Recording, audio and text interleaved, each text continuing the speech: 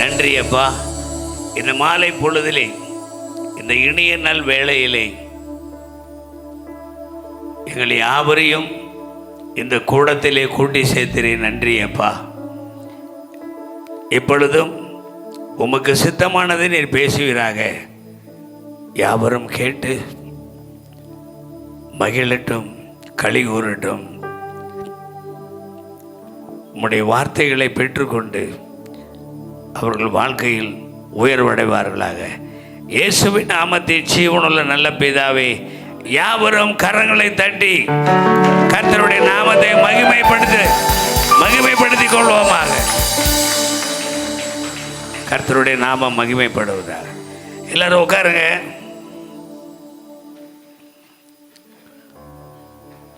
முதல்ல பிரதர் ரஞ்சித்துக்கு என்னுடைய மனமார்ந்த நன்றியை முதலில் நான் தெரிவித்துக் கொள்ள விரும்புகிறேன்.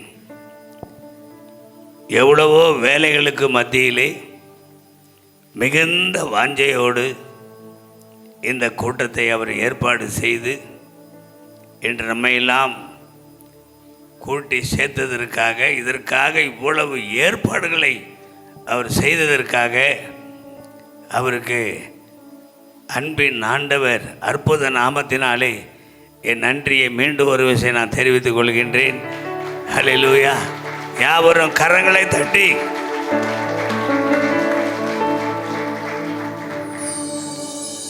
நம்முடைய வாழ்த்துக்களையும் நன்றியையும் தெரிவித்துக் கொள்வோம். நம் அன்பை வெளிப்படுத்துவோம் அவருக்கு. ஹல்லேலூயா. கர்த்தருடைய நாமம் மகிமைப்பட்டு கொண்டே இருப்பதாக. அன்பிற்குரியவர்களை, எதற்காக இந்த கூட்டம்? அதாவதுங்க, நான் பேசின பிறகு இனிமேதான் நீங்கள் வந்து தொழில் ஆரம்பித்து அதில் மேன்மை அடைய போகிறீங்க அப்படின்னு நான் சொன்னால் அல்லது நான் நினச்சேன்னா என்னுடைய அந்த நினைப்பு தவறானதாக இருக்கும் என்று நான் அஞ்சுகின்றேன். ஏனென்றால் ஏற்கனவே உங்களில் பல பேர் தொழில்களை செய்து கொண்டு வரலாம். ஒரு சிலர் செய்வதற்காக உங்களை ஆயத்தப்படுத்தி கொண்டு இருக்கலாம். அதாவது என்னென்னா, உங்களுக்கு தெரியாததை நான் பேச போகிறதில்ல. ஆனால் நம்முடைய அனுபவங்களை நாம் பகிர்ந்து கொள்வதற்காக இங்கே கூடியிருக்கின்றோம். கிறிஸ்துவுக்குள்ளாக நம்முடைய வாழ்க்கை எப்படி இருக்கின்ற, தொழில் வாழ்க்கை எப்படியாக இருக்கப் போகிறது அல்லது இருந்து கொண்டிருக்கின்றது என்பதையெல்லாம் பகிர்ந்து கொள்வதற்காக மாத்திரமே இங்கே நாம் கூடியிருக்கின்றோம். உங்களை எல்லாம் பார்க்கின்ற பொழுது என்னுடைய நினைவுகள் பின்னோக்கி செல்கின்றன. 60 ஆண்டுகளுக்கு முன்பாக பின்னோக்கி செல்கின்றன. அதாவது என்னை போல் ஏழ்மையை அனுபவித்தவன் எவ்வளவு பேர்கள் இங்கே இருக்கின்றீர்களோ எனக்கு தெரியாது. பசி பட்டினியால் வாடினவன், படுத்துக்கொள்வதற்கு ஒரு இடம் இல்லாமல் அலைந்தவன்,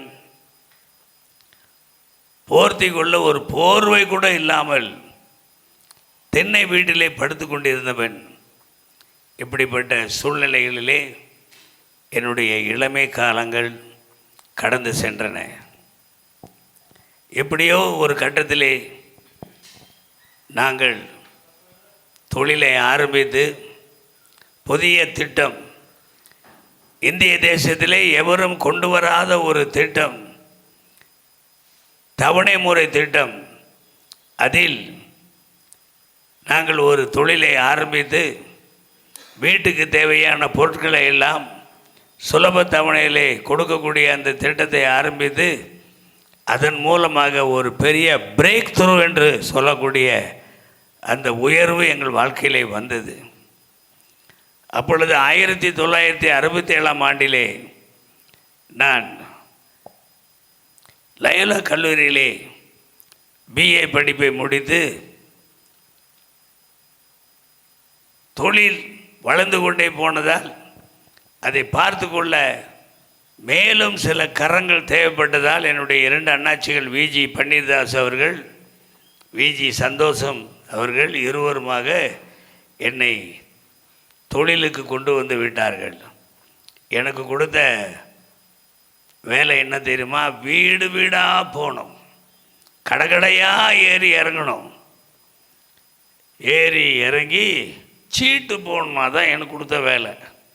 வாரம் 5 ரூபா, 60 வாரம். மக்கள் பணம் கட்டினா அவங்க கட்டிட்டு வரும்போது அவங்க எப்படி கட்டுறாங்கன்னு பார்த்து 10 ரூபா 20 ரூபா கட்டும்போது 300 ரூபா பொருளை சைக்கிள் தாண்டி அதிகமாக வாங்குவாங்க, ரேடியோ அதிகமாக வாங்க, மர்ஃபி ரேடியோ. அப்போது நான் ஒரு புது எனர்ஜியோட, ஏன்னு கேட்டால் என்னுடைய சொந்த காலில் நான் நிற்க வேண்டும் என்ற ஒரு எண்ணம் என்னை வெறிகொள்ள வைத்தது. ஆகையால் எல்லாரை காட்டிலும் அதிகமாக சீட்டுகள் போட வேண்டும், ஆர்டர்கள் போட வேண்டும் என்று நான் அலைந்து தெரிந்து காலையிலே 7 மணி அளவில் வீட்டை விட்டு புறப்பட்டால் இரவு 12 மணிக்கு தான் வீடு திரும்புவேன். என்னோடு 10 கேன்வாசர்கள், விற்பனை பிரதிநிதிகள் வருவார்கள். எல்லோருமாக சேர்ந்து முதலிலே நான் போட்டது ஒரு நாளைக்கு 5 ஆர்டர், அதன் பிறகு ஒரு நாளைக்கு 20, பிறகு 50, பிறகு 100 என்று ஒரு நாளைக்கு 500 ஆர்டர்கள் வரை நாங்கள் போட்டுக்கொண்டு வர தொழில் விருத்தி மிக அதிகமாக உயர்ந்து கொண்டே வந்தது. எல்லாவற்றிலும் பிஜேபி நிறுவனம் நம்பர் 1, மர்ஃபி ரேடியோ விற்பனையிலே அகில இந்தியாவிலே நம்பர் 1. இப்பொழுது நாங்கள் அந்த தொழிலை செய்யவில்லை, அது வேறு கதை. ஆனால் அந்த காலத்திலே 1961 அந்த காலத்தில் இருந்து ஏறக்குறைய ஒரு 25 ஆண்டு காலம் அந்த தொழிலை மிக சிறப்பாக திறம்பட நாங்கள் செய்தோம். அதன் பிறகு பலர் அதில் வந்துவிட்டார்கள். நான் எப்பொழுதுமே நிறைய புத்தகங்கள் படிப்பேன், எப்படி வாழ்க்கையில் முன்னேறுவது என்பதற்காக. நான் ஒரு புத்தக பிரியன். எந்த புத்தகம் கிடைத்தாலும் படித்து கொண்டே இருப்பேன். அப்பொழுது நான் உலகம் முழுவதும் செல்கின்ற பொழுது அங்கே சென்று சில புத்தகங்களை வாங்குவேன். அப்படி ஒரு முறை நான் ஒரு புத்தகத்தை வாங்கி படிக்க நேர்ந்தது. பில் வில்லார்ட், மேரியட் ஹோட்டலின் ஸ்தாபகர், அந்த பில் வில்லார்ட் எழுதிய அவருடைய சுயசரிதையை நான் வாங்கி படித்தேன். என்னுடைய வாழ்க்கையில் அதிக எல்லைகளை கடப்பதற்கு, அதிக உயர்வுகளை கடந்து செல்வதற்கு அந்த புத்தகம் எனக்கு மிகவும் உதவியாக இருந்தது. அதில் முக்கியமாக என்னை கவர்ந்தது என்னவென்று சொன்னால், ஒருவன் வாழ்க்கையில் முன்னேற வேண்டும், தொழிலிலே முன்னேற வேண்டும் என்றால் அவனுக்கு முதலில் தேவை கேரக்டர். கேரக்டர்னா என்னன்னு தெரியுங்களா ஐயா? கேரக்டர்னா என்ன ஐயா? சொல்லுங்கய்யா. அல்லேலூயா. அப்புறங்க வேறு யாரும் சொல்லுவீங்க? கேரக்டர்னால் ஒன்றுமே இல்லைங்க, ரொம்ப சிம்பிள். கேரக்டர்னால் ஒழுக்கம், அவ்வளோதான். என்னதுங்க கேரக்டர்னா? என்னதுயா? ஒழுக்கம். சொல்லுங்களேயா. ஒரு மனிதனுக்கு முன்னேறுவதற்கு முதலில் தேவை ஒழுக்கம் என்று சொன்னால் நீங்கள் நம்புவீர்களா? எவ்வளவோ பேர்கள் தொழிலை ஆரம்பித்தார்கள், அதன் பிறகு ஒழுக்கம் கெட்டு மேலே இருந்து அதில் பாதாளத்திலே விழுந்து விட்டார்கள். தோல்வியில் முடிந்தது அவருடைய வாழ்க்கை. குடிவெறிக்கு ஆளானார்கள். குடித்து குடித்து குடித்து நிதானமாக அவர்களால் சிந்திக்க முடியவில்லை, செயல்பட முடியவில்லை. பாலியலில் அவர்கள் ஈடுபட்டார்கள். அதனால் மயக்க நிலையிலேயே அவர்கள் இருந்து தங்கள் வாழ்க்கையை தொலைத்து விட்டார்கள். இப்படி ஒழுக்கம் கெட்டவர்களெல்லாம் விழுந்து போனார்கள். பில் வில்லார்ட் சொன்னது, ஒரு மனிதன் ஒரு மனுஷி முன்னேறுவதற்கு அத்தியாவசியமானது, மிக அவசியமானது, மிக அடிப்படையானது என்னவென்று சொன்னால் ஒழுக்கம். ஹல்லேலூயா. அவங்க சொன்ன மாதிரி நல் ஒழுக்கம். தீய ஒழுக்கம் கூட இருக்குது, அது ரொம்ப டேஞ்சரானது. என்ன ஒழுக்கம்? நல் ஒழுக்கம். அந்த ஒழுக்கத்தை ஒரு பொழுதும் விட்டுவிடாமல் அதை கடைப்பிடித்தால் அந்த ஒழுக்கத்தால் உண்டாகக்கூடியது என்னவென்று சொன்னால் ஒழுங்கு, கட்டுப்பாடு. ஆங்கிலத்தில் என்ன சொல்கிறோம்? டிசிப்ளின் சொல்கிறோம். முதல்ல என்னையா தேவை? ஐயா உங்களை தான், எனக்கு நீங்கள் தான், நீ கிடச்சிருக்கீங்க. முதல்ல என்ன தேவை? கேரக்டர். ரெண்டாவது discipline. Discipline is very very very important. வாழ்க்கையில் முன்னேறதுக்கு, ரொம்ப முன்னேற்றத்துக்கு எது தேவைங்க? டிசிப்ளின் தேவை. டிசிப்ளின்னா ஒழுக்கம் இல்லை, கேரக்டர் தான் ஒழுக்கம். டிசிப்ளின்ன்றது ஒழுங்கு, கட்டுப்பாடு. நம்ம ஒவ்வொரு நாளும் நேரம் தவறாமை என்பதை நம்முடைய வாழ்க்கையிலே கடைசி வரை கடைபிடிக்க வேண்டும். அப்படி கடைபிடித்தவர்களெல்லாம் வாழ்க்கையில் மிக உன்னத நிலைக்கு சென்றார்கள் என்பதை நான் வரலாற்றிலே பார்க்கின்றோம். அன்னையிலிருந்து இன்ன வரைக்குங்க கர்த்தருடைய நாமம் மாத்திரமே மகிமைப்படுவதாக. என்னுடைய வாழ்க்கையில் இந்த டிசிப்ளின் என்பதை விஜிபி நிறுவனத்தில் எத்தனையோ ஆயிரம் பேர்கள் பணியாற்றி வந்தது உண்டு. அவர்களுக்கெல்லாம் என்னுடைய வாழ்க்கை எடுத்துக்காட்டாக இருக்க வேண்டும் என்பதில் நான் மிகவும் நோக்கமுள்ளவனாக இருந்தேன்.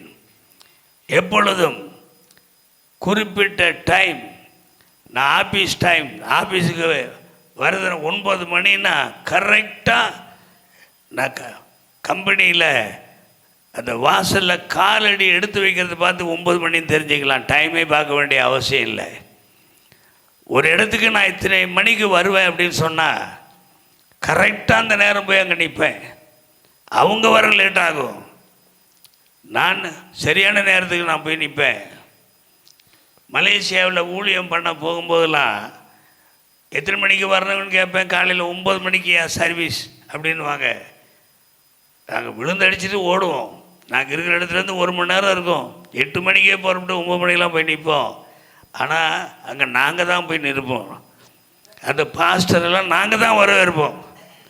அந்த அளவுக்கு அங்கெல்லாம் கொஞ்சம் இஷ்டமான நேரத்துக்கு வரக்கூடிய பழக்கம் இல்லாமல் அவர்களுக்கு இருந்ததை நான் பார்த்திருக்கிறேன். ஆனால் என்னுடைய வாழ்க்கையிலே அந்த நேர கட்டுப்பாடு, நேரம் தவறாமை, அந்த பங்க்சுவாலிட்டி என்று சொல்வார்களே, நிறைய இடத்துல என்னை பார்த்து பயப்படுவாங்க. ஐயோ அந்த ஆள் சொன்ன டயத்துக்கு வந்து நிற்பான் ஐயா, அதனால் சீக்கிரமாக போய் அவன்கிட்ட திட்டு வாங்காமல் நம்ம போய் நிற்கணியா அப்படின்னு சொல்லுவாங்க. அந்த மாதிரி அப்படி ஒரு கெட்ட பேரை நான் வாங்கியிருக்கேன். அந்த ஆள் மோசமான ஆள், சொன்ன டயத்துக்கு வந்து நிற்பான், என்னத்தான் பண்ணுறது அது அப்படின்னு. இங்கே கூட பிரதர் என்னை 7 மணிக்கு புறப்படினார். 7 மணிக்கு நான் புறப்பட்டேன். 7:10 வாக்கில் நீ வந்து நிற்கணுன்னாரு. அதுபடியே வந்து நின்று உங்கள்கிட்ட பேசுகிறேன்.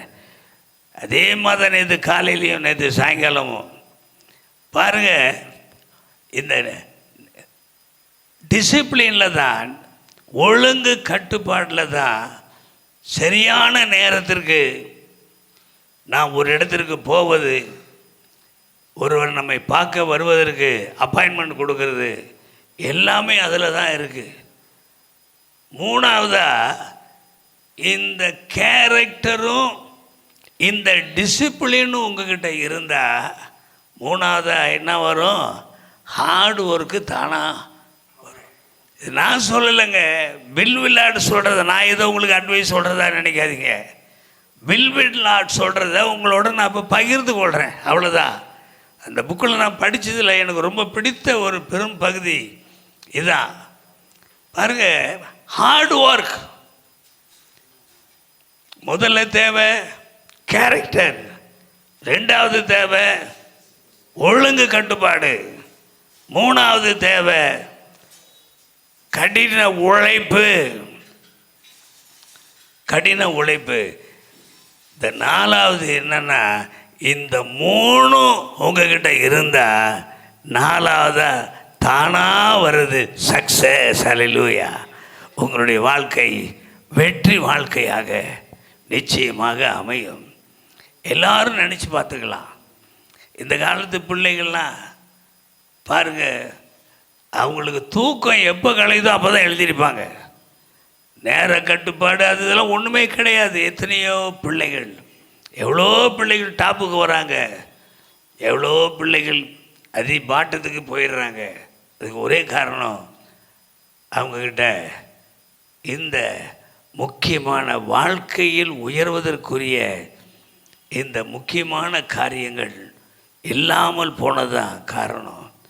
அன்பிற்குரியவர்களே, நீங்கள் எந்த தொழிலை செஞ்சாலும் சரி, இல்லை எந்த தொழிலை நீங்கள் செய்ய போவதாக இருந்தாலும் சரி, உங்களை நீங்களே சோதித்து அறிந்து கொள்ளுங்கள். இவையெல்லாம் உங்களிடத்தில் இருக்கின்றதா? காலையிலே சரியான நேரத்திற்கு எழுகின்றீர்களா? ஒரு நாளைய வேலையை திட்டமிட்டு செய்கின்றீர்களா? எனக்கு இன்னைக்கு நாள் பூரா என்ன பண்ணிட்டார் பிரதரு, என்னை ரூம்லேயே போட்டார். முந்தா நாள் வந்தோம், நேற்று ஊழியம் பண்ணோம், அதோடு போயிடலான்னு பார்த்தோம். ஏன்னா அவ்வளோ வேலை அங்கே இருக்குது. ஆனாலும் என்னுடைய நேரத்தை நான் வீணாக்காமல் வேதத்தை படித்து கொண்டிருந்தேன், தியானத்திலே ஈடுபட்டு கொண்டிருந்தேன். அப்படியாக என்னுடைய நேரத்தை செலவிட்டு இந்த மாலை பொழுதிலே உங்கள் மத்தியிலே நான் வந்திருக்கின்றேன் என் குழுவினரோடு. அல்லேலூயா. நாளை காலையிலே காலை 11:30 மணி விமானத்திலே நான் சென்னை சென்று விடுவேன். இங்கேருந்து கரெக்டாக ஒரு 8:30 மணிக்கு இங்கேருந்து புறப்பட்டு 10 மணிக்குள்ளே விமான நிலையம் போய் அதுக்கப்புறம் சென்னைக்கு போனால் ஏகப்பட்ட வேலைகள் காத்து கொண்டிருக்கின்றன. ஒவ்வொரு நிமிடமும் எனக்கு பொன்னை போன்றது. அவ்வளவு முக்கியமானதாக, அருமையானதாக, ஒவ்வொரு மணித்துளியும் மிகவும் எனக்கு மதிப்புள்ளதாக விளங்குகிறது. ஹல்லேலூயா. ஆமாம், உங்களுக்கு நான் சொல்கிறேன், வாழ்க்கையில் முன்னேறுது அப்படின்னா என்ன அர்த்தங்க? எல்லோரும் தான் ரிக்ஷா ஓட்டுறவங்க ரிக்ஷா ஓட்டிக்கிட்டே இருக்காங்க, அவங்க முன்னேறலையா? ஆட்டோ ஓட்டுறவங்க ஆட்டோ ஓட்டிக்கிட்டே இருக்காங்க, அவங்க முன்னேறலையா? அவங்க முன்னேறுறாங்களா? ரிக்ஷா ஓட்டுறவங்க முன்னேறுறாங்களா? கடுமையாக உழைக்கிறாங்க, காலையிலேருந்து நைட்டு வரைக்கும் உழைக்கிறாங்க. ஏங்க அவங்களாம் அப்படியே இருக்காங்க? டாக்ஸி ஓட்டுறவங்க டாக்ஸி ஓட்டிக்கிட்டே இருக்காங்க, வாட்ச்மேன் வேலை செய்கிறவங்க வாட்ச்மேன் வேலை செஞ்சுக்கிட்டே இருக்காங்க. நீ கேட்கலாம், கடுமையாக உழைச்சா முன்னேறலான்னு சொல்கிறியா? இவங்கெல்லாம் கடுமையாக தானே உழைக்கிறாங்க, ஏன் முன்னேறலை அப்படின்னா முக்கியமான ஒரு கேள்வி இது. அதற்குரிய பதில் என்னென்னா, அவர்களெல்லாம் தங்கள் நேரத்தின் மதிப்பை கூட்டாமல் இருக்கிறார்கள். இப்போ நான் கேட்குறேங்க, ஐயா உங்களை தான் இன்னும் தெரில, ரொம்ப உங்களை எனக்கு பிடிச்சிருக்கு, அதான் உங்களையே பார்த்து நான் பேசுகிறேன். அதாவதுங்க, ஒரு நாளைக்கு உங்களுடைய நேரத்தின் மதிப்பு எவ்வளோங்க சொல்லுங்கள் பார்ப்போம். பைபிள் சும்மா சொல்லுங்கள், இதனால் ஒன்றும் இல்லை, இதில் நான் ஒன்றும் பட்டம் கொடுத்துட போகிறதில்ல, என்ன சர்டிஃபிகேட் கொடுத்துட போகிறதில்ல. ஒரு நாள் பூரா இன்றைக்கி காலையிலேருந்து நைட்டு வரைக்கும் உங்களுடைய நாளில் நீங்கள் நினச்சி பார்த்தீங்கன்னா அதனுடைய மதிப்பு எவ்வளோ? 8 மணி நேரம்னு வச்சுக்கிடுங்களேன். 8 மணி நேரத்தினுடைய மதிப்பு எவ்வளோ சொல்லுங்கள் பார்ப்போம். எவ்வளோ மதிப்பு சொல்லுங்க, நேரத்தின் மதிப்பை சொல்லுங்க.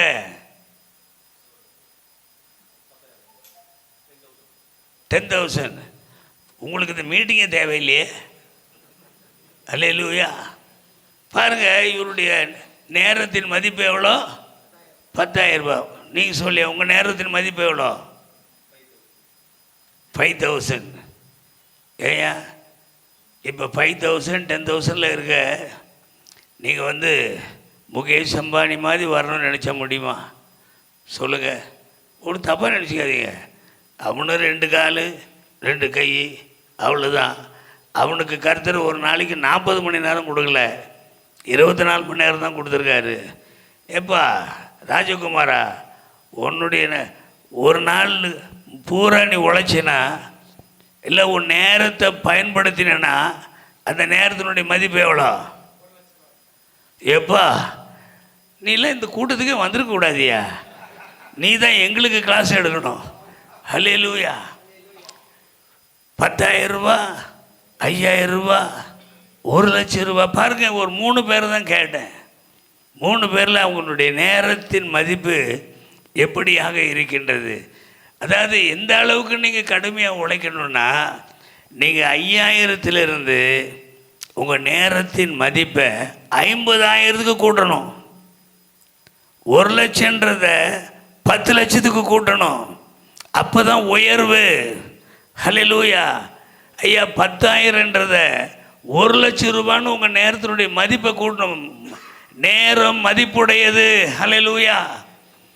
எல்லாரும் உங்கள் நேரத்தின் மதிப்பு எவ்வளோன்றத இன்றைக்கி நீங்கள் எழுதுங்க.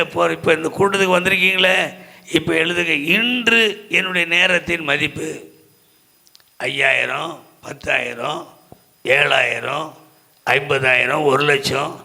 யாராவது சொல்ல முடியுமா? என்னுடைய நேரத்தின் மதிப்பு 2,00,000 சொல்கிறவங்க யாராவது இருக்கீங்களா? யாராவது இருக்கீங்களா? இருந்தால் கை தூக்குங்களேன். சரி, இன்னும் எவ்வளோ பேர் என் நேரத்தினுடைய மதிப்பு 1,00,000 சொல்ல முடியும்? அப்படி யாராவது இருக்கீங்களா? என் நேரத்தின் ஒரு நாளைய மதிப்பு 50,000 சொல்கிறவங்க யாராவது இருக்கீங்களா? ஐயா உங்களை தான் ஒயிட் ஷர்ட், உங்கள் நேரத்து மதிப்பு எவ்வளோயா ஒரு நாளைக்கு? 50,000. பாருங்கள், 50,000. ஆக இவர்களெல்லாம் ஆரம்பத்திலே 50,000 இருந்துச்சு. அவங்களுடைய நேரத்தின் மதிப்பு கிடையாது. முதல்ல 5,000 இருந்திருக்கலாம், 10,000 இருக்கலாம். அவர் கடுமையாக உழைச்சதுனால பார்க்கும்போதே தெரியுது அவர் கடுமையான உழைப்பாளின்னு.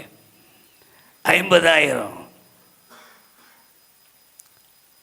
அதாவது இன்னும் கர்த்தருடைய வருகை தாமதிக்குமானால் நான் மீண்டும் ஒரு முறை இங்கே வருகின்ற பொழுது இந்த ஐயாவை பார்த்து உங்கள் நேரத்தினுடைய மதிப்பு எவ்வளோ கேட்டால் அவர் 1,00,000 சொல்லுவார்.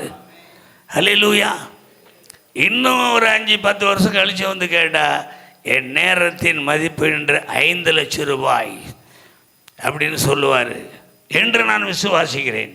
அல்லேலூயா. உங்கள் நேரத்தினுடைய மதிப்பு எவ்வளோயா? 1,00,000. என்ன உனக்கு போட்டியாக ஒருத்தர் இருக்கார். அல்லேலூயா. பாருங்கள், இதெல்லாம் பார்க்கும்போது எனக்கு எவ்வளோ சந்தோஷமாக இருக்குது. அல்லேலூயா. அதாவது ஆரம்பத்தில் 1967 வருஷம் என்னுடைய ஒரு நாளைய நேரத்தின் மதிப்பு 1000 ரூபா. ஆனால் இப்பொழுது ஒரு நாளைய என்னுடைய நேரத்தின் மதிப்பு 10 கோடி ரூபா. அல்லேலூயா. உழைச்சி உழைச்சி உழைச்சி நேரத்தின் மதிப்பை கூட்டினேன். அதனால் நீங்கள் கடுமையாக உழைச்சி அப்படின்னா சும்மா சொன்னால் போதாது. உங்கள் நேரத்துக்கு மதிப்பை நான் கண்டுபிடிச்சிருவேன். இப்போ என்ன கண்டுபிடிச்சனா இல்லையா? அவர் 1,00,000, அவர் 50,000, இவர் 1,00,000, அவர் 5,000. அப்போ அப்படி ஒவ்வொருத்தராக நம்ம பார்க்கும்போது இவர் 10,000. அப்போ உங்களுடைய உழைப்பின் அந்த லெவல் எப்படி இருக்கு என்பதை நம்மால் அறிந்து கொள்ள முடியும். நேரத்தின் மதிப்பு. கடின உழைப்பு என்றால் எனக்கு மிகவும் அன்பானவர்களே, நேரத்தின் மதிப்பை கூட்டக்கூடியதாக உங்கள் உழைப்பு அமைந்தால் நீங்கள் வாழ்க்கையில் முன்னேறி கொண்டிருக்கின்றீர்கள் என்ற அர்த்தம். நேரத்தின் மதிப்பு குறைந்து கொண்டிருந்தால் நீங்கள் வாழ்க்கையிலே பின்னேறி கொண்டிருக்கின்றீர்கள் என்ற அர்த்தம். ஹல்லேலூயா. ஏம்மா உங்களுடைய நேரத்தினுடைய மதிப்பை நான் ஜென்ஸை பார்த்தே கேட்டிருக்கேன். நீங்கள் சொல்லுங்கள் சிஸ்டர், நீங்கள் சொல்லுங்கள். என்னங்க பாருங்கள், அந்த சிஸ்டர் 5000. நான் சந்தோஷப்படுறேன். அங்கே பின்னாடி ஒரு சிஸ்டர் இருக்காங்க. உங்கள் நேரத்தினுடைய மதிப்பு எவ்வளோங்க? ஒரு நாளைய மதிப்பு இல்லை உங்கள் தாங்க முக்காடு போட்டிருக்கீங்களா? உங்களை தான் கேட்குறேன். யாருங்க இவங்கள எனக்கு தெரியும். அவங்கள கேட்டேன். பக்கத்தில் இருக்காங்களா? அவங்கள கேட்டேன். சொல்லுங்களாங்க. நீங்கள் முதல்ல நில்லுங்க. என்ன அவர் தப்பாக நினச்சிட்டாருன்னா ரஞ்சித் பிரதர் ஒய்ஃபு சிஸ்டர் பார்த்து கேட்குறேன்னு. ஒரு நாளைக்கு மதிப்பு எவ்வளோங்க உங்களுது? 3000. பரவாயில்லைங்க. மாதம். ஹல்லேலூயா. உட்காருங்க. ரொம்ப சந்தோஷம். இப்போ இன்னைக்கு எவ்வளோ இருக்குன்றது பெருசு இல்லை. இன்னையிலிருந்து உங்கள் நேரத்தினுடைய மதிப்பை எவ்வளோ நீங்கள் கூட்டுறீங்க, அதுதான் உங்கள் வாழ்க்கையின் உயர்வு எவ்வளவு என்பதை நிர்ணயித்து காட்டும். என்னையா சொல்கிறீங்க? என்ன சொல்கிறீங்க? இன்றைக்கி 5000 இருக்கலாம், நாளைக்கு 50,000 இருந்தால் நீங்கள் உயர்றீங்கன்னு அர்த்தம். ஹல்லேலூயா. கர்த்தருடைய பரிசுத்த நாமத்துக்கு நேரத்தின் மதிப்பு அது உயர்த்தப்பட வேண்டும். ஒவ்வொரு நாளும் உயர்த்தப்பட்டு கொண்டே போக வேண்டும். இதான் உங்களுக்கு நான் சொல்லக்கூடிய அறிவுரை. இல்லைன்னா ஆலோசனை. அறிவுரை சொல்கிற அளவுக்கு எனக்கு அவ்வளோ தகுதி கிடையாது. ஆலோசனை யார் வேணாலும் யாருக்கும் சொல்லலாம். என்ன சொல்கிறீங்க? Praise Lord. ஹல்லேலூயா. இப்போ வாழ்க்கையில் நம்ம உயர்வடைகிறதுக்கு ஒரு ஃபார்முலா இருக்குது. இதுக்கு பேர் 4 பாயிண்ட் ஃபார்முலா. என்னதுங்க? 4 பாயிண்ட் ஃபார்முலா. எல்லோரும் மனசில் வச்சுக்கிடுங்க. எனக்கு தெரிஞ்சதை நான் சொல்கிறேன். இப்படி ஒவ்வொருத்தருக்கும் தெரிஞ்ச வெற்றியின் ரகசியத்தை நீங்கள் வரக்கூடிய கூட்டங்களில் நீங்கள் ஷேர் பண்ணிக்கலாம் ஒருத்தரோட ஒருத்தர். என்னன்னு சொன்னால், முதல்ல தரிசன கனவு. என்னதுங்க? தரிசன கனவு. தரிசனம் இருக்காமா உங்களுக்கு? ஐயா உங்களுக்கு இருக்கா? தரிசனம் இருக்கா? எதிர்காலத்தில் நீங்கள் என்னவா ஆகணும்னு தரிசனம் இருக்கா? சொல்லுங்கய்யா. இது ஏதோ ஒரு கூட்டம், நான் பேசுகிறேன், நீங்கள் கேட்குறீங்க, அப்படிலாம் கிடையாது. we are exchanging our views. சொல்லுங்கள், உங்களுக்கு என்ன தரிசனம்?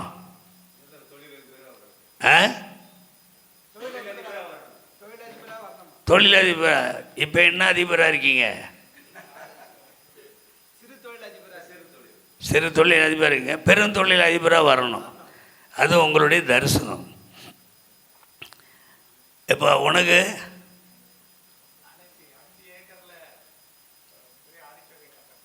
ஆடிட்டோரியம் தரிசனம் அதான் முக்கியம். ஐயா உங்கள் தரிசனம்?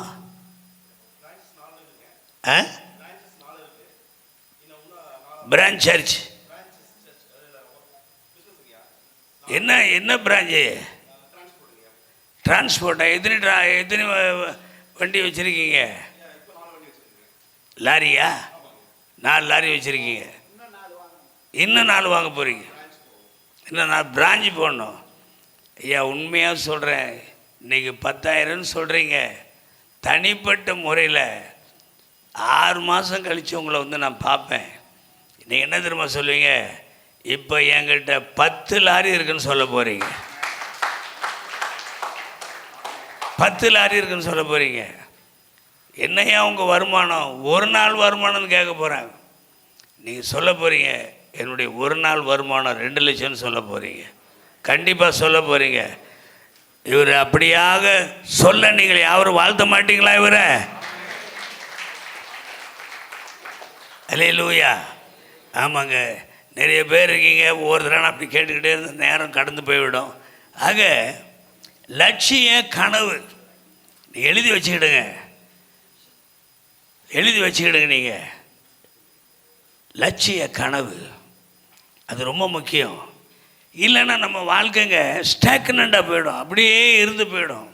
காலையில் வீட்டிலேருந்து புறப்படுறதுக்கு முன்னாடி எங்கே போகிறதுனே தெரியாது உங்களுக்கு.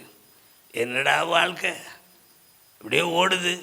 எழுந்திரிக்கிறோம், ஏதோ ஆஃபீஸ் போகிறோம், ஆஃபீஸில் தினத்தந்தி பேப்பர் படிக்கிறோம், அப்புறம் யாராவது 2 பேர் வராங்க பேசுகிறோம், அப்புறம் மத்தியானம் ஆனால் வீட்டுக்கு வரோம், அல்லது வீட்டில் வர சாப்பாடை சாப்பிட்றோம். இப்படியே நாள் பூரா வெட்டியாக பொழுது போதுங்க. ஏன்னு கேட்டால், ஏன் லட்சிய கனவு இல்லை, தரிசனம் இல்லை,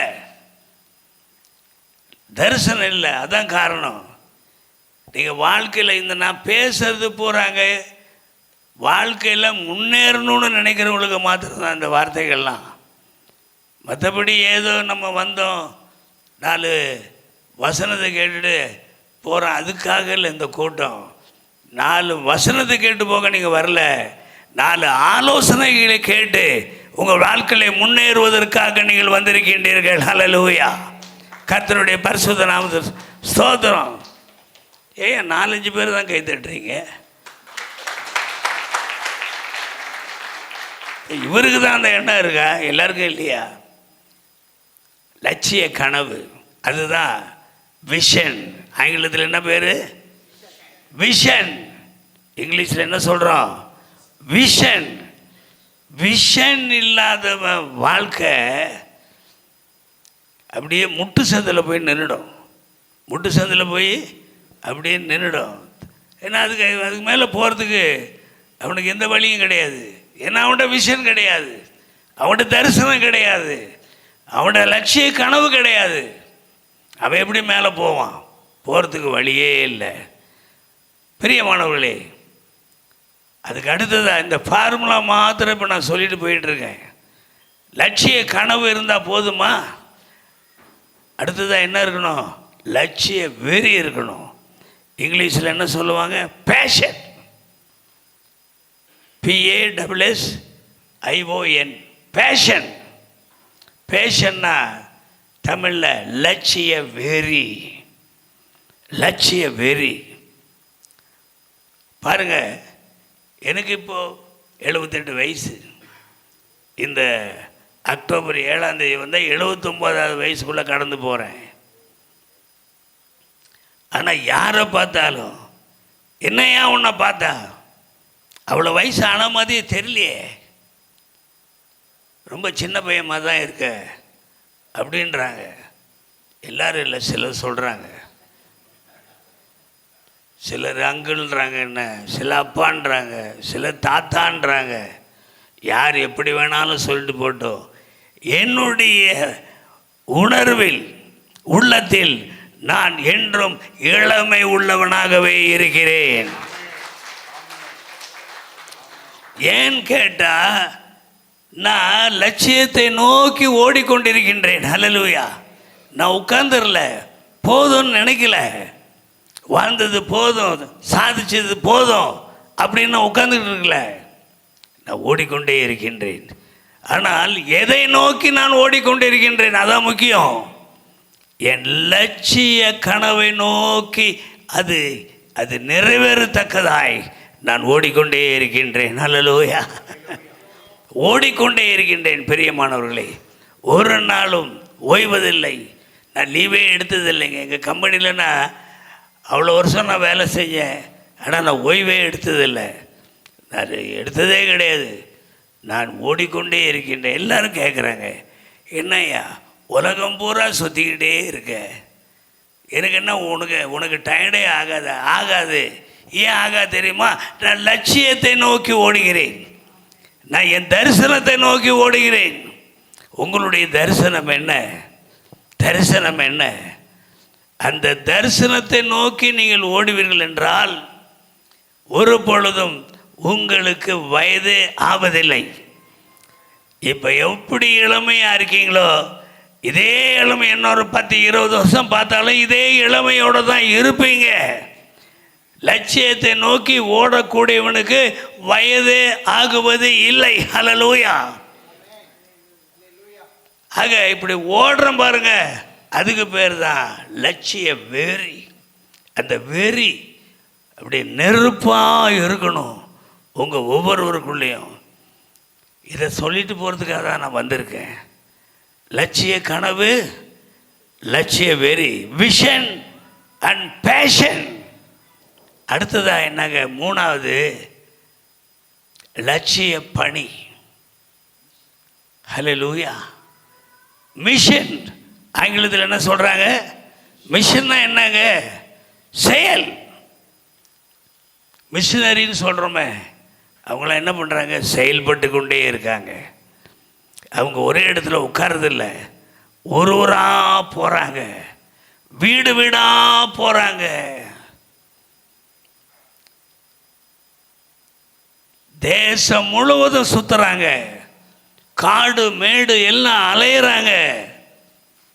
உயிரை பற்றி அவர்களுக்கு கவலையே கிடையாது. அன்பிற்குரியவர்களே, ஓடணும். ஆக லட்சிய பணி, லட்சிய கனவு இருந்தால் மாத்திரம் போதாது, லட்சிய வெறி இருந்தால் மாத்திரம் போதாது, லட்சிய பணி இருக்கணும். ஹல்லேலூயா. அந்த லட்சிய பணி பேர் தான் மிஷன்றது ஆங்கிலத்தில். பாருங்கள், வேதத்தில்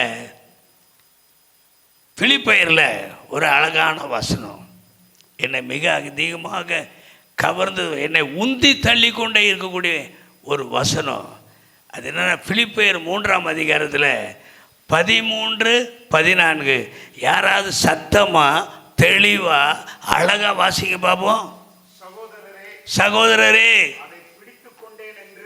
ஆமென், எண்ணுகிறது இல்லை, ஒன்று செய்கிறேன், பின்னானவைகளை கடந்து போனவைகளை மறந்து முன்னானவைகளை நாடி. எதை நாடி? முன்னானவை. நல்லா குறிச்சுக்கிடுங்க, முன்னானவைகளை நாடி. கிறிஸ்து இயேசுவுக்குள் தேவன் அழைத்த பரம அழைப்பின் பந்தய பொருளை, அந்த பரம அழைப்பின் லக்கை நோக்கி. இதாங்க வாழ்க்கை, இதான் வாழ்க்கை. ரொம்ப பேர் சொல்லுவாங்க, என்ன எவ்வளோ பேரை என் வாழ்க்கையில் நான் பார்த்துட்டு வரேன், நமக்கு ஒன்று, நம்ம ஜாலியாக வாழலையா, அவ்வளோதான். ஜாலியாக இருக்கணும், எப்போதும் ஜாலியாக இருக்கணும், நல்லா சாப்பிடணும், நல்லா தூங்கணும். எப்படிங்க? நல்லா சாப்பிடணும், நல்லா தூங்கணும், நல்லா ஜாலி பண்ணணும். நான் சொல்லுவேன், இன்னொன்னையும் சேர்த்துக்கையா, நல்லா சாவணும், அதையும் சேர்த்துக்கோ. நீ இருந்து என்ன பிரயோஜனம்? நீ என்ன பிரயோஜனம்? நீ பிறந்து என்ன பிரயோஜனம்? நீ வாழ்ந்து என்ன பிரயோஜனம்? நீ செத்தேன்னா இந்த பூமியில் கொஞ்சம் வெயிட்டு குறையும். ஹல்லேலூயா. ஆமாம், இதான் ரொம்ப பேர் சொல்கிறது. ஆனால் நம்முடைய வாழ்க்கை அப்படிப்பட்டதில்லை. கர்த்தர் அப்படியாக வாழ நம்ம இந்த உலகத்திலே பிறப்பிக்கவில்லை. ஹல்லேலூயா. அதற்காக நான் பிறக்கவில்லை. பந்தய பொருளின் இலக்கை நோக்கி நான் ஓட வேண்டும். உங்கள் பந்தய பொருளின் இலக்கு என்ன? நீங்கள் அப்படி நிர்ணயம் பண்ணாமல் உங்கள் வாழ்க்கையை நடத்துனீங்கன்னா அது பிரயோஜனமற்ற வாழ்க்கை. எந்த லட்சியமும் கிடையாது, லட்சியமே கிடையாது, ஒன்றும் கிடையாது. நாளை ஓட்டுறோம், வீடு போந்து காடு வா வா அப்படின்னு சொல்லு, அதுவா வாழ்க்கை? எப்படிங்க நம்ம இந்த உலகத்தில் சாதிக்கிறது? நீங்கள்லாம் எதற்காக பிறந்தவர்கள்? நான் சொல்கிறேன், நீங்கள் சாதிக்க பிறந்தவர்கள். நீங்கள் ஒவ்வொருவரும் சாதிக்க பிறந்தவர்கள். இயேசுவின் நாமத்தினால் நீங்கள் ஒவ்வொருவரும் சாதிக்க பிறந்தவர்கள் என்பதை இந்த நேரத்தில் உங்களுக்கு நான் சொல்லிக்கொள்ள விரும்புகிறேன். அப்படியாகத்தான் உங்கள் வாழ்க்கை இருக்க வேண்டும். ஏதோ பிறந்தோம், ஏதோ வாழ்கிறோம், ஏதோ உலகத்தை விட்டு போக போகிறோம், இதுவல்ல உங்கள் வாழ்க்கை. உங்களுடைய வாழ்க்கை முடிவடைவதே இல்லை. ஏனென்றால் நீங்கள் சாதித்தவர்களை இந்த பூமியிலே விட்டு செல்கின்றீர்கள். அப்படி விட்டு செல்கின்ற பொழுது அதன் மூலமாக நீங்கள் என்றென்றும் ஜீவனுள்ளவர்களாக வாழ்ந்து கொண்டே இருக்கின்றீர்கள். ஹல்லேலூயா. இதுதான் வாழ்க்கை, இதுதான் வாழ்க்கை. பிரியமானவர்களே, இப்போ லட்சிய கனவுன்னு பார்த்தோம், விஷன். லட்சிய வெறின்னு பார்த்தோம், பேஷன். லட்சிய பணின்னு பார்த்தோம், மிஷன். இது மூணும் போதுமா? நான்காவதாக ஒன்று தேவை. அது என்னன்னு கேட்டிங்கன்னா, நான்காவதாக லட்சிய நிறைவு. Hallelujah. Completion. Vision, passion, mission, completion. இதை நான் செய்து முடித்தேன் அப்படின்னு மார்த்தட்டணும். அதுதான் வாழ்க்கை. ஹல்லேலூயா. அதுதாங்க வாழ்க்கை. அந்த வாழ்க்கையே நீங்கள் வாழ இந்த நாளிலே நான் உங்கள் ஒவ்வொருவரையும் அழைக்கின்றேன். இயேசுவின் நாமத்தினால் நான் அழைப்பு விடுக்கின்றேன். ஹல்லேலூயா. பாருங்கள், சிலருடைய வாழ்க்கையை நம்ம பார்க்கும்போது ஆச்சரியமாக இருக்குங்க. ஆச்சரியமாக இருக்குது. எவ்வளோ ஆச்சரியமாக இருக்குது. அவர்களெல்லாம் அனுதினமும் சாதித்து காட்டி வருகின்றார்கள். நீங்கள் ஹல்லேலூயா, சில நிறுவனங்களை குறித்து நான் பேசுவதற்கு முன்பாக ஒரு தனி மனிதனை, தமிழ்நாட்டிலே பிறந்து வளர்ந்த ஒரு தனி மனிதனை குறித்து நான் பேசப் போகிறேன். அந்த மனிதனுடைய பெயர் குணசீலன். வேறு யாரும் இல்லை, வள்ளியூர், எங்கள் ஊர் பக்கம். அவரை நான் பார்த்ததில்லை, இதுவரைக்கும் நான் பார்த்ததில்லை. அவர் யாருன்னு இப்போ தான் எனக்கு தெரியும். அவர் மும்பையில் தொழில் பண்ணிக்கிட்டு இருந்தார். அந்த தொழிலில் மிகப்பெரிய நஷ்டம், மிகப்பெரிய நஷ்டம். மும்பையில் எல்லாம் மூடு விழா நடத்திட்டு சொந்த ஊருக்கே வந்துட்டார் குடும்பத்தோட. வள்ளியூருக்கு வந்துட்டார். அப்புறம் என்ன பண்ணார், கையில் பையில் இருந்த கொஞ்சம் கொஞ்சம் காசெல்லாம் வச்சு ஒரு தையல் மிஷின் வாங்கினார். தையல் மிஷின் வாங்கி அதில் சட்டை தைக்க ஆரம்பித்தார். அவருக்கு தெரிஞ்ச அறிவை பயன்படுத்தி சட்டை தைக்க ஆரம்பித்தார். அந்த சட்டையை அவர் தைச்சி கடையாக கொண்டு போய், உங்களுக்கு நான் சட்டை சப்ளை பண்ணுறேன், வாங்கிடுங்கன்னாரு. 99 கடையில் முடியாதுன்ட்டாங்க. ஒரே ஒரு கடையில் மட்டும் வாங்கினாங்க. பிறகு அந்த கடைக்காரு, இந்தப்பா எனக்கு இன்னும் 2 சட்டை கொடு, நல்லா இருக்குன்னு கேள்விப்பட்டேன்னு திரும்ப 2 சட்டையை தைச்சார். அப்புறம் 5 சட்டையை தைக்க ஆரம்பித்தார். அதுக்கப்புறம் என்ன பண்ணார், டிமாண்டு ஜாஸ்தியாக போச்சு. மற்ற கடைக்காரர்களும் வர ஆரம்பிச்சிட்டாங்க. அவங்க ஆர்டர் கொடுக்க அவர் தான் ஒருவனாக சட்டையை தைச்சி விற்றவர். பிறகு என்ன பண்ணார், ஒரு டெய்லர் அப்பாயின்ட் பண்ணார். இன்னொரு மிஷினை வாங்கி போட்டார். இன்னும் டிமாண்டு ஜாஸ்தியாக போச்சு. அதுக்கப்புறம் இன்னொரு டெய்லர் அப்பாயின்ட் பண்ணார். அப்படியே பண்ணி பண்ணி அவருடைய வியாபாரம் உயர்ந்து உயர்ந்து உயர்ந்து இன்று எப்படின்னு கேட்டிங்கன்னா, ஒரு நாளைக்கு 1000 சட்டைகளை தைத்து அவர் எக்ஸ்போர்ட் பண்ணுறார். ஒரு நாளைக்கு எவ்வளோங்க? 1000 சட்டைகள். ஒரு மாதத்துக்கு எவ்வளோ? 30,000 சட்டை. நம்புறீங்களா நீங்கள்? நம்ப முடியாது, முடியாது. நமக்கு எது மேலேயுமே நம்பிக்கை கிடையாது. ஆனால் இது உண்மை கதை. இன்னைக்கு மிகப்பெரிய ஐஸ்வர்யவனாக அவர் வலம் வந்து கொண்டிருக்கின்றார்.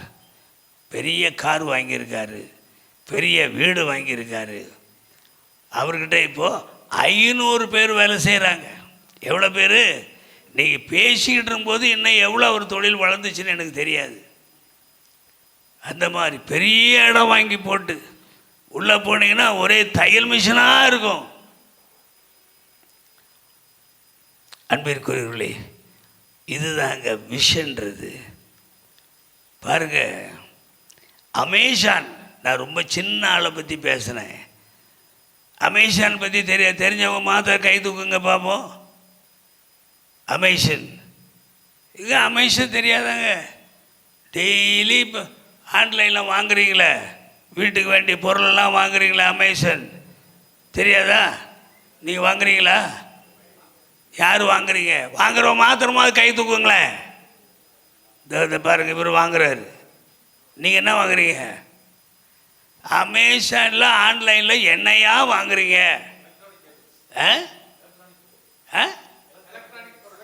எலக்ட்ரானிக் பொருள்லாம் வாங்குறீங்க. எப்படி இருக்கு பாருங்க.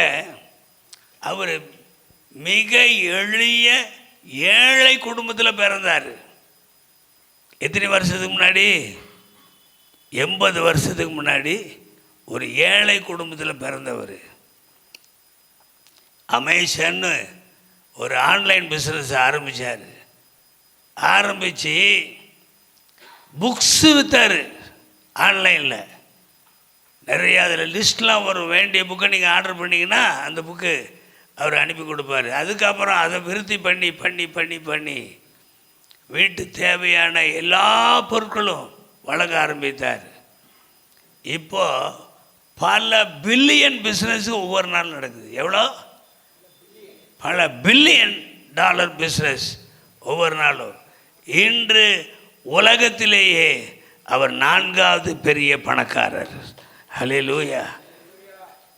கூட்டத்தில் வரவங்க ரொம்ப பேர் கை தட்ட மாட்டேன்றாங்க. பரவாயில்ல பரவாயில்ல, நீங்கள் தட்டா என்ன, தட்டா கட்டி எனக்கு என்ன?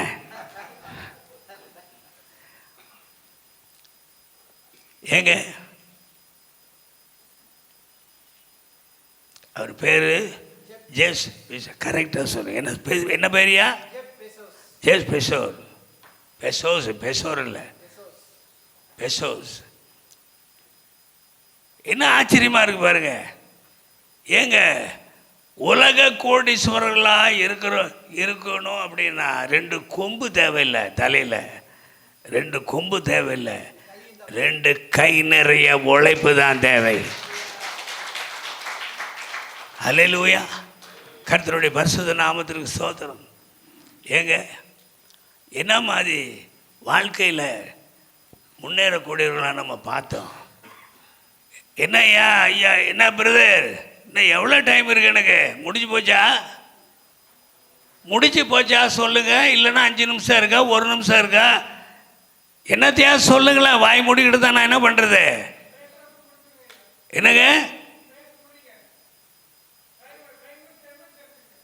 டைம் இருக்கா? ஐயோ, பிரைஸ் லார்ட். உங்களுக்கு இருக்கலாம். ஆர்கனைஸ் பண்ணவங்க இவங்கெல்லாம் நேரத்தோட வீட்டுக்கு போகணும் இல்லையா? Praise Lord. ஹல்லேலூயா. அதாவதுங்க, டொயோட்டா கார் தெரியுமா உங்களுக்கு? டொயோட்டா கார் கம்பெனி ஓனர் பேரே டொயோட்டா தான். அவர் பேரில் தான் கம்பெனி ஆரம்பித்தார். இன்றைக்கி உலகம் பூரா, ஜப்பானில் மாத்திரம் இல்லை, உலகம் பூரா ஒரு நிமிஷத்துக்கு ஒரு கார் விற்பனை ஆகி கொண்டிருக்கின்றது. ஒரு நிமிஷத்துக்கு ஒரு கார். அப்படி இப்போ டைம் பார்த்தீங்கன்னா 1 நிமிஷம் ஆகிட்டால் ஒரு காரு விற்பனை ஆகுது. உலகத்தில் ஏதோ ஒரு இடத்துல அவருடைய கார் விற்பனை ஆகுது. இப்போ அவருடைய ஃபார்முலா என்ன தெரியுமா? பிரச்சனைகளை கண்டு நீ ஓடாதே. எங்கே பிரச்சனை இருக்கோ அங்கே ஓடி அந்த பிரச்சனைக்கு நடுவில் போய் உட்காருன்றார். என்னங்க இது? பிரச்சனைக்கு நடுவில் போய் உட்காரணும். பிரச்சனையை பார்த்து பயந்து ஓடாதே. கடைக்காரனை பார்த்து ஓடுறீங்கள, அது மாதிரி ஓடாத. பிரச்சனை இருக்கா, அந்த இடத்துக்கு நிற்போ. அவருடைய ஒரு நாள் அவருடைய ஜென்ரல் மேனேஜரு, ரீஜனல் மேனேஜரு, அந்த மேனேஜர் இந்த மேனேஜர் எல்லா மேனேஜரையும் கூப்பிட்டார். அவருடைய ஃபேக்ட்ரிக்கு போனார். சில கம்ப்ளைண்ட் வந்துக்கிட்டு இருந்தது. அதனால் ஃபேக்ட்ரிக்கு போய் அந்த ஃபேக்ட்ரி நடுவில் சுற்றி உட்காந்துட்டாங்க. அவர் உட்காந்தார். அவருடைய டைரக்டர்ஸ் உட்காந்தாங்க. அவருடைய president, vice president, general manager, regional manager, என்னென்னமோ மேனேஜர்லாம் இருக்காங்க. இப்போ வந்துட்டாங்க. எல்லாம் உட்காந்து அந்த தொழிலாளர்களை கூப்பிட்டாங்க, வாங்கடா அப்படின்னு. இப்போ சொல்லுவோம் பிரச்சனை என்னன்னு. இங்கிருந்து நாங்கள் கேட்டு இப்பொழுதே அதுக்கு தீர்வு காண்றோன்னு அவங்க சொன்னாங்க. சவுண்டு வருது, காரில் சவுண்டு நோட் பண்ணி. ஏன், எப்படி சவுண்டு வரலாம், வரக்கூடாத. அப்புறம் பிரேக் சரியாக வேலை செய்ய மாட்டேங்குது, எழுது. எல்லா கம்ப்ளைண்ட்டையும் நோட் பண்ணி அந்த தொழிலாளர்களோட போய் அது எப்படி நிவர்த்தி பண்ணுறதுன்னு அவங்களோட கேட்டு அந்த கம்ப்ளைண்டெல்லாம் நிவர்த்தி பண்ணி இன்றைக்கி ஒரு டொயோட்டா காரை நீங்கள் வாங்கினீங்கன்னா 25 வருஷத்துக்கு கவலையே இல்லை. நான் நிறைய டொயோட்டா கார் வச்சுருக்கேன். ஏன்னு கேட்டால் ரீசேல் வேல்யூ அதுக்கு தான் ஜாஸ்தி, ரிப்பேரே வரதில்லை, நிம்மதியாக ஓட்டுறோம், ரிப்பேர் வரதில்லை, ஒன்றும் வரதில்லை. ரீசேல் வேல்யூ ரொம்ப அதிகமாக இருக்குது. பாருங்கள், எப்போதுமே நீங்கள் பிரச்சனைகளை கண்டு ஓடி போகாதீர்கள். பிரச்சனையின் இடத்திலே நீங்கள் சென்று அதை எதிர்கொள்ளுங்கள். நீங்கள் மலை மாதிரி பயப்படுற பிரச்சனை இல்லை, அந்த பிரச்சனைக்கு உள்ளே போய் நீங்கள் நின்று எதனால் இந்த பிரச்சனை பார்க்கும்போது அப்படியே கதிரவன் கண்ட பனி போல் அந்த பிரச்சனைகள் எல்லாம் நீங்கி ஓடும். அதனால் பயப்படாதீங்க. கடன்காரன் தோலப்பா அவனை கூப்பிடுங்க, அவனை கூப்பிட்டு டீ காபி கொடுங்க. இதையா, எனக்கு இவ்வளோ கடன் இருக்குது, ஒத்துக்கிறேன். இப்போது நான் சொல்கிறேன், எனக்கு இவ்வளோ தான் சம்பளம், என் பையன் படிக்கிறான், பொண்ணு படிக்கிறா, வீட்டில் இவ்வளோ செலவுலாம் இருக்குது, உனக்கு நான் 1 லட்சம் தரணுமா, மாதம் 5000 ரூபா தரேன், வட்டி எல்லாம் கட் பண்ணு அப்படின்னு அவன்கிட்ட நல்லா பேசுங்க. அவனும் மனுஷன் தானே, உங்களை மாதிரி மனுஷன் தானே, நிச்சயமாக மனம் இறங்குவான். மாதம் 5000 ரூபா கட்டுற அந்த ஒப்பந்தம் நிறைவேறி நீங்கள் நிம்மதியாக கட்டுவீங்க, அவனை நிம்மதியாக வாங்கிட்டு போயிடுவான். அவனும் மனுஷன் தானேங்க, அவனுக்கும் குடும்பம் இருக்குது, அவனுக்கும் சில பிரச்சனைகள் இருக்குது. அண்டர்ஸ்டாண்ட். அதுக்கு மேலே வீட்டில் இருந்துக்கிட்டு உங்கள் அப்பா எங்கே அப்படின்னு கேட்கும்போது எங்கள் அப்பா வெளியே போயிட்டார். அதான் கடன்காரன் சொன்னானா, அடுத்த வாட்டி வெளியே போகும்போது தலையே எடுத்துகிட்டு போக சொல்லு அப்படின்னானா. ஏன்னா அப்பா வீட்டில் இருக்கிறத அந்த ஆள் பார்த்துடுறாரு. அப்படிலாம் பிள்ளைகளை பொய்யர்களாக ஆக்காதீர்கள். ஹல்லேலூயா. இந்த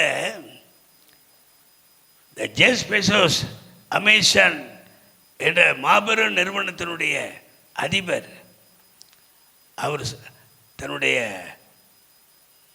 நிர்வாகத்தில் உள்ள அவ்வளோ பேர்களும் சொல்லியிருக்கிறார், இன்னைக்கு தான் நம்ம பிஸ்னஸை ஆரம்பித்தோன்னு நினச்சி நம்ம பிஸ்னஸை நீங்கள் பண்ணுங்கள். இன்றைக்கி தான் இது ஆரம்பித்து 50 வருஷம் ஆகுது, 60 வருஷம் ஆகுது அப்படிலாம் நீங்கள் நினைக்காதீங்க. இன்றைக்கி தான் ஆரம்பித்தோம் என்று சொல்லி நீங்கள் ஒவ்வொரு நாளும் அந்த பயத்தோடு உங்கள் தொழிலை செய்யுங்கள். நீங்கள் வளர்ந்து கொண்டே இருப்பீர்கள். 2 நாளாச்சுன்னு கூட நினைக்காதீங்க. இந்த தொழில் ஆரம்பித்த 2 நாள் அப்படின்னு நினச்சா கூட அந்த தொழில் சற்று மந்தமாகி போய்விடும். அந்த ஃப்ரெஷ்னஸ் ஹல்லேலூயா. என்னுடைய வாழ்க்கையை பற்றி நான் உங்களுக்கு அதிகமாக சொல்லலை, ஏன்னா சொல்கிறதுக்கு இப்போ நேரமும் இல்லை. என்னுடைய எண்ணம் முழுவதுமே நீங்கள் முன்னேறணும். ஹல்லேலூயா. பக்கத்தில் கைப்பிடி சொல்லுங்க, நான் முன்னேற வேண்டும். இன்று போல் என்றும் இருக்க நான் பிறந்தவன் அல்ல. ஆமென். நான் வளர்ந்து கொண்டே போவேன். என் லட்சியத்தை நோக்கி நான் செல்வேன். அதாவதுங்க 1 கொரிந்தியர் 14ஆம் அதிகாரத்தில் 40வது வசனம் என்ன சொல்கின்றது என்று பார்த்தால், என்னமா சொல்லுது? 1 கொரிந்தியர் 14ஆம் அதிகாரத்திலே 40வது வசனம். சகலமும் நல் ஒழுக்கமாயும் கிரமமாயும் செய்யப்பட கடவுது. பாருங்க, தொழில் முன்னேற்றத்திற்கு, எந்த வாழ்க்கையில் எந்த முன்னேற்றத்திற்கும் எது தேவை? நல் ஒழுக்கம் தேவை. முதல்ல நான் சொன்னேன், இந்த வசனத்தை கொண்டு நான் அதை மீண்டும் உறுதிப்படுத்துகின்றேன். வேத வசனத்தின் மூலமாக. ஆமேன். சகலமும் நல் ஒழுக்கமாயும் கிரமமாயும் செய்யப்படும். அந்தந்த நேரத்துக்கு கவனமாயும். கிரமமாயும் என்ன அர்த்தம்? கவனமாயும். பிரைஸ் லார்ட், அல்லேலூயா. அன்பிற்குரியவர்களே, இந்த நாளில் நாம் யாவரும் சகோதரர்களாக சகோதரிகளாக சந்தித்தோம்.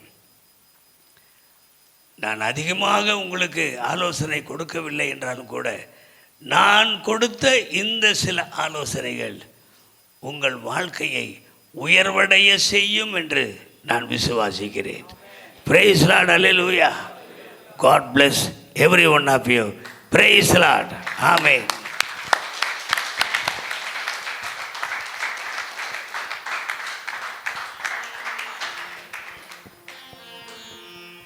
Price the Lord. ஹல்லேலூயா. நிச்சயமாகவே வேறு செவித்தது போல நல் யோசனை செய்து யுத்தம் பண்ணு. நம்ம வாழ்க்கையில் இவ்வளோ வசனங்களை தெரிஞ்சிருக்கிறோம், வசனங்களின்படி நம்ம நடக்க முற்படுறோம். ஆனால் 8 மணி வரைக்கும் தூங்குகிறோம். எப்படி? வசனத்துக்கு மாத்திரம் கீழ்ப்படிஞ்சால் போதும் அப்படிங்கிறது வசனம்தான் முதல் வசனம்தான் மெயின், வசனம்தான் உண்மை, அதான் உயர்த்தும். அந்த வசனத்தோடு கூட சில ஒழுக்கங்களும் சில பஞ்சுவாலிட்டியும் சில நாம் கடைப்பிடிக்க வேண்டிய சில காரியங்களை ஆலோசனையாக இன்றைக்கி பரிசுத்த ஆவியானவர் நம்மோடு கூட பேசினார். கரங்களை தட்டி ஆண்டவர் நாமத்தை மகிமைப்படுது. அல்லேலூயா, அல்லேலூயா. கேட்ட வசனத்துக்காக வேண்டி நம்ம மத்தியில் பிரதர் ஜெயசீலன் அவர்கள் ஜெபிப்பாங்க. ஜெபிச்சு இந்த கூட்டத்தை நிறைவு பண்ணிடலாம். முடித்ததுக்கப்புறம் எல்லாருக்கும் ஆகாரம் ஒழுங்கு செய்யப்பட்டிருக்கிறது. நீங்கள் எல்லாம் அன்பின் விருதில் கலந்து கொள்ளும்படிக்கு அன்பால் கேட்டுக்கொள்ளப்படுகிறீர்கள். ஆமென்.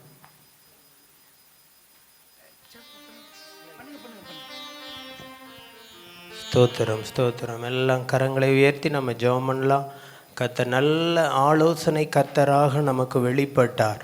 உண்மையாகவே ஸ்தோத்திரம். ஆவியானவர் வெளிப்பட்டார், நன்றி சொல்லலாம். நம்முடைய கடமைகளை நாம் இன்னும் உணர்ந்து கர்த்தருக்காக நம்மை அர்ப்பணிக்கலாம். நேரங்களை, காலங்களை கர்த்தருக்காக, ஸ்தோத்திரம், தொழிலை முன்னேற்றத்திற்காக கர்த்தர் நம்மோடு கூட ஐயா மூலமாக வெளிப்பட்டார். நம்மளை அர்ப்பணித்து நம்ம ஜெபிக்கலாம், ஸ்தோத்தரிக்கலாம்.